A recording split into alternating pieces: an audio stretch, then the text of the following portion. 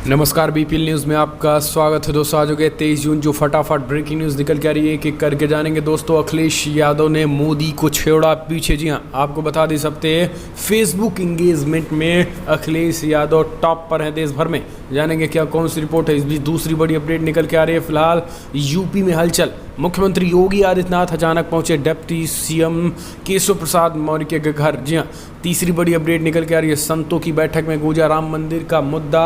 कहा जिनको दी जिम्मेदारी उनकी नीयत हुई खराब, जांच होनी चाहिए। अयोध्या के संतों ने भी मोर्चा खोल दिया है। चौथी बड़ी अपडेट, बीजेपी को हराने के लिए ओवैसी के साथ गठबंधन की तैयारी में शिवपाल चाचा, वो भी आपको बताएंगे। इस बीच ये इसके साथ ही अगली अपडेट में वसीम रिजवी मुश्किल में, ड्राइवर की पत्नी ने लगाया रेप का आरोप, थाने में दी तहरीर। तो दोस्तों सब कुछ खबरें एक एक करके आपको विस्तार से बताएंगे। भाजपा भी लगातार बैठक कर रही है। इस बीच सब कुछ एक एक करके जानेंगे। यूपी में निषाद पार्टी ने रख दी है बड़ी मांग, 22 में अगर साथ लेना है तो डिप्टी सीएम घोषित करो।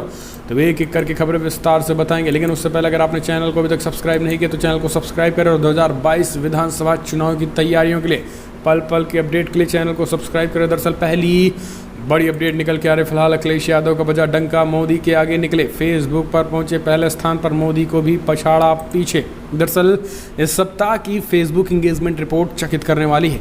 पूर्व मुख्यमंत्री अखिलेश यादव की फेसबुक एंगेजमेंट सबसे ज़्यादा है। अखिलेश यादव ने प्रधानमंत्री नरेंद्र मोदी, गृह मंत्री अमित शाह, मुख्यमंत्री योगी आदित्यनाथ सहित राहुल गांधी, ठाकरे, तेजस्वी, एम.के. स्टालिन, प्रियंका गांधी को भी पीछे छोड़ दिया है। इस सप्ताह की फेसबुक एंगेजमेंट रिपोर्ट में अखिलेश यादव 2.9 मिलियन एंगेजमेंट के साथ पहले नंबर पर हैं। प्रधानमंत्री मोदी 2.5 मिलियन एंगेजमेंट के साथ दूसरे स्थान पर हैं। और यूपी से ही भाजपा के पूर्व सांसद राघव लखनपाल सहारनपुर का नाम है, जो 2 मिलियन एंगेजमेंट के साथ तीसरे नंबर पे मौजूद हैं। राहुल गांधी चौथे नंबर पर है। लेकिन जिस तरीके से अखिलेश यादव की लोकप्रियता धीरे धीरे 22 विधानसभा चुनाव से पहले बढ़ रही है, ये अपने आप में एक तरीके से इशारा बीजेपी के लिए ठीक नहीं है और बीजेपी को ये आने वाले समय में योगी आदित्यनाथ की मुश्किलें बढ़ा सकती है। हमने आपको बताया एक और रिपोर्ट अभी निकल के आई है, जिसमें सीएम योगी आदित्यनाथ से अगर फेसबुक की बात करें तो सीएम योगी आदित्यनाथ से ज़्यादा लोकप्रिय पूर्व मुख्यमंत्री अखिलेश यादव हैं। अगर योगी आदित्यनाथ की बात करें तो लगभग 65 लाख के करीब फॉलोअर हैं, जबकि अगर हम अखिलेश यादव की बात करें तो 72 लाख के करीब फॉलोअर हैं।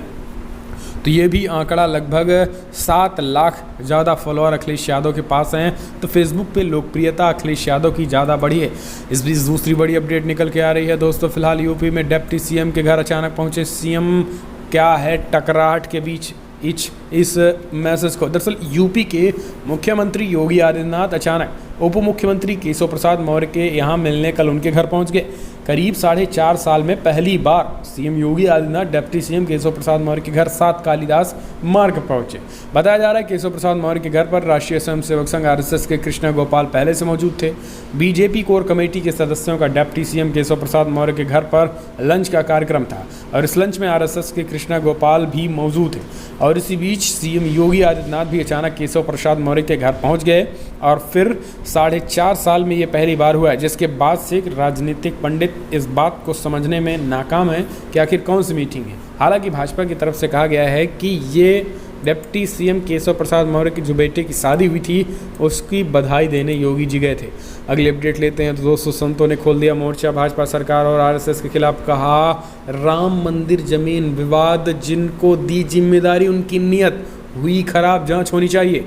दरअसल अयोध्या में राम मंदिर जमीन विवाद पर हर बीतते दिन के साथ विवाद बढ़ता जा रहा है। रोज के रोज नए खुलासे राम मंदिर ट्रस्ट पर कई तरीके के सवाल खड़े कर रहे हैं और विपक्ष को भी हमला करने का मौका दे रहे हैं। अब संत समाज भी इस विवाद के बढ़ जाने से नाराज हैं।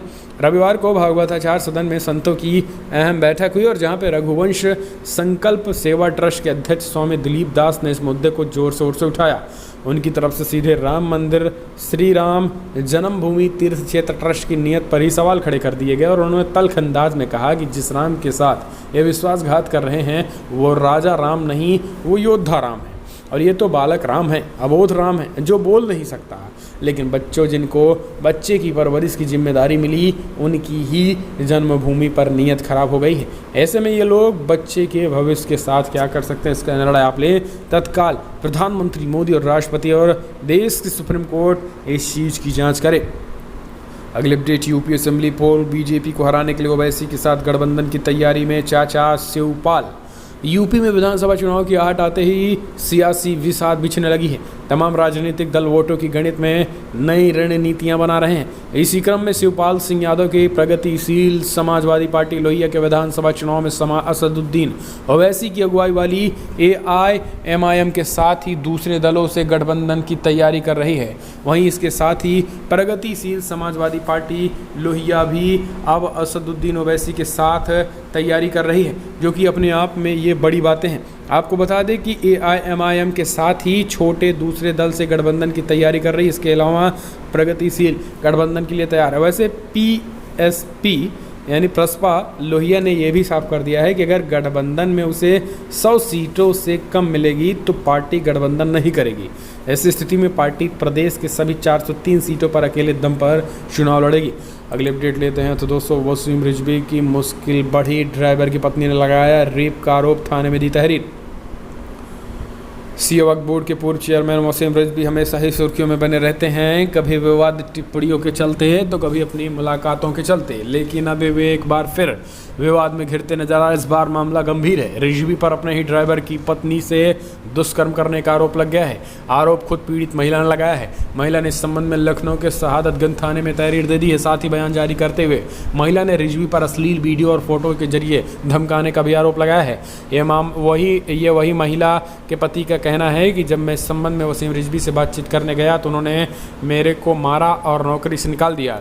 पीड़िता के पति ने बताया है कि जिस मकान में वो रहते थे वो भी रिजवी ने खाली करवा दिया। इस घटना के बाद भी उन्होंने खाली करवा लिया है। तो इस तरीके का यह मामला निकल के आ रहा है। अगले अपडेट लेते हैं, यूपी चुनाव 2022, भाजपा प्रदेश मुख्यालय पर सीएम योगी की मौजूदगी में चल रही कैबिनेट मंत्रियों की बैठक। दरअसल भाजपा प्रदेश मुख्यालय पर मुख्यमंत्री योगी आदित्यनाथ की मौजूदगी में कैबिनेट मंत्री की बैठक चल रही है। आपको बता दें कि भाजपा के राष्ट्रीय महामंत्री संगठन बीएल संतोष और प्रदेश प्रभारी राधा मोहन सिंह कल लखनऊ दौरे पर थे, जहां मुख्यमंत्री के आवास पर उन्होंने बैठक की और 2022 विधानसभा चुनाव को लेकर रणनीति बनाई। बीएल संतोष दोपहर को भाजपा कार्यालय से पदाधिकारियों के साथ बैठक की और उन्होंने सुझाव मांगे और बैठक में राधा मोहन सिंह, प्रदेश अध्यक्ष स्वतंत्र देव सिंह, प्रदेश महामंत्री संगठन बीएल संतोष भी शामिल थे। तो ये बैठक काफ़ी अपने आप में महत्वपूर्ण है।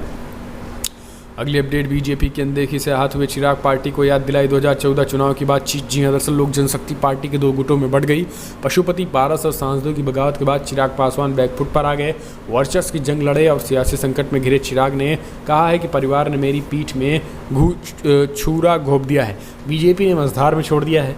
ऐसे में चिराग ने बीजेपी शीर्ष नेतृत्व को याद दिलाया है कि बिहार में जब नीतीश कुमार ने उनका साथ छोड़ दिया था तब उनकी पार्टी एलजेपी मजबूती के साथ एनडीए के साथ खड़ी थी। लोकसभा सांसद चिराग पासवान ने द हिंदू को दिए एक इंटरव्यू में कहा है कि फिलहाल बीजेपी ने लगता है कि मेरा साथ छोड़ दिया है, क्योंकि बीजेपी को किसी भी नेता ने मुझे संपर्क नहीं किया और ये हमारे लिए दुख की बात है, क्योंकि 2014 में जब जेडीयू ने बीजेपी का साथ छोड़ दिया था उसके बावजूद भी एलजेपी बीजेपी के साथ खड़ी थी। लेकिन आज मोदी जी ना तो शाह साहब कोई हमारे साथ नहीं दे रहा है। तो इस तरीके की बात कहना। हम चलते हैं अगले अपडेट, यूपी में निषाद पार्टी ने रखी मांग, बीजेपी 2022 के लिए डॉक्टर संजय को घोषित करे डिप्टी सीएम। जी हाँ, यूपी में विधानसभा चुनाव 2022 में शुरुआत होने हैं, लेकिन सियासी तपिश अभी से महसूस की जा सकती है। जैसे जैसे चुनाव का वक्त करीब आ रहा है वैसे वैसे सभी राजनीतिक दल अपनी अपनी रणनीति बना रहे हैं। इसी कड़ी में मंगलवार को संजय निषाद पार्टी के राष्ट्रीय अध्यक्ष संजय निषाद भदोही पहुंचे, जहां उन्होंने कार्यकर्ताओं के साथ बैठक की और इस मौके पर उन्होंने कहा है कि 160 सीटों पर हम मजबूत स्थिति में हैं। उन्होंने कहा है कि भाजपा को 2022 के लिए उप मुख्यमंत्री के लिए डॉक्टर संजय निषाद की घोषणा करनी चाहिए। बीते दिनों निषाद पार्टी के राष्ट्रीय अध्यक्ष संजय निषाद दिल्ली में बीजेपी के कई नेताओं से मिले थे और उनके बाद लगातार वो विभिन्न जनपदों में पहुंचकर पार्टी कार्यकर्ताओं से मुलाकात कर रहे हैं और 2022 के चुनाव की तैयारियों में जुटे हुए हैं। तो निषाद पार्टी के नेताओं का कहना है कि पहले डिप्टी सीएम का पद दो साहब, उसके बाद ही गठबंधन में आएंगे। तो अब देखने की बात होती है कि बीजेपी अपने गठबंधन के साथियों को कैसे खुश कर सकती है। उधर एक और बड़ी आ गई है, 2024 विधानसभा चुनाव ले लेते हैं दोस्तों। तीसरे मोर्चे की कवायद तेज चल रही है। 2.5 घंटे तक कल पवार के घर बैठक हुई है, जिसमें यशवंत सिन्हा भी साथ रहे और कई पार्टी के नेता। कांग्रेस को किनारे कर विपक्ष के अन्य दलों को नए मंच पर लाने के लिए एनसीपी नेता शरद पवार के दिल्ली के आवास पर मंगलवार को विभिन्न दलों के नेताओं के साथ बैठक हुई। कांग्रेस अध्यक्ष सोनिया गांधी की अगुवाई वाले यूपीए की जगह अब एक नए गठबंधन की कवायद तेज हो गई। बैठक को लेकर सबसे पहले प्रतिक्रिया तृणमूल कांग्रेस नेता यशवंत सिन्हा की ओर से आई। हालांकि उन्होंने बस इतना ही कहा कि राष्ट्रमंच की बैठक 2.5 घंटे चली और कई मुद्दों पर चर्चा हुई है। राकपा नेता माजिद मेमन ने मीडिया से बताया कि राष्ट्रमंच की ये बैठक शरद पवार के भाजपा विरोधी राजनीतिक दलों को एकजुट करने के लिए की गई थी और ये पूरी तरीके से गलत है। कि इस बीच मैं स्पष्ट करना चाहता हूं कि बैठक पवार के आवास पर हुई है और ये बैठक 2024 को लेकर, तो इस तरीके की बातें हुई हैं 2024 को लेकर। बड़ी अपडेट में इतना, लेकिन अगर आपको वीडियो पसंद आए तो लाइक कर, शेयर करें, कमेंट के माध्यम से आप अपनी राय देना ना भूलें। तो दोस्तों चैनल को सब्सक्राइब करें।